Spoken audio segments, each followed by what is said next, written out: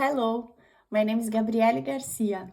I'm a Brazilian dreamer, Francisco's mother, and also a peace and human rights educator. For 10 years, I worked as a lawyer in a traditional law firm in Brazil.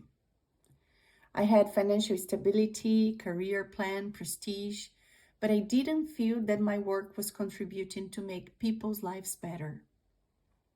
So I quit and I founded Think Twice Brazil. But by that time, in 2013, I didn't know exactly how to change the world. So I decided to learn in practice what needed to be changed. The first project I led, Empathy Experience, was a field research in which I traveled to 40 countries in Africa, the Middle East, and Asia, and I passed to refugee camps, remote villages, urban cities, conflict zones, and I learned from leaders, community leaders, how they were tackling human rights violations in context of deep violence and scarcity.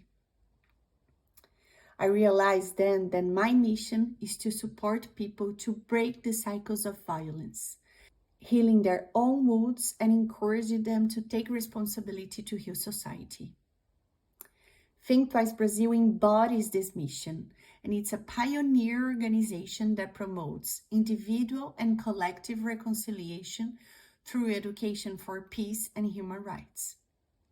We are unique because we merge spiritual and political knowledge, creating trustful atmospheres that help people to cross the bridges that should be crossed to create real and positive peace.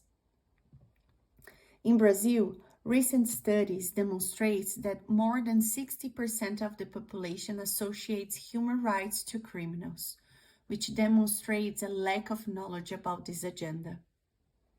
This misunderstanding directly impacts the perception of peace and conflict, locking people into a vicious cycle of violence and inequality. Despite this context, I dare to lead an organization that courageously opens the dialogue about peace and human rights in traditional spaces, challenging the power dynamics and introducing counter-narratives.